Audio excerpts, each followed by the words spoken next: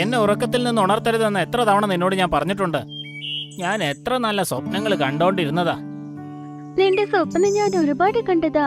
ഈ കാട്ടിൽ കഴുത എന്ന പേരിൽ നീ വളരെ ഫേമസ് ആണ്. അല്ല, ഇത്ര പ്രശസ്തനാവാനായി എന്താ ഉള്ളത്? ഞാനൊരു കഴുതയല്ലേ? ഞാൻ പറഞ്ഞു വരുന്നത് കാട്ടിൽ ഒരുപാട് കഴുതയുണ്ടാകാം, പക്ഷെ നിന്റെ അത്ര മടിയനായ ഒരു കഴുത പോലും ഉണ്ടാകില്ല ഇവിടെ. ആ, അതൊക്കെ വിടുന്നേ. ഇത് പറ, നീ എന്തിനാ എന്നെ ഉറക്കത്തിൽ നിന്ന് ഉണർത്തിയത്?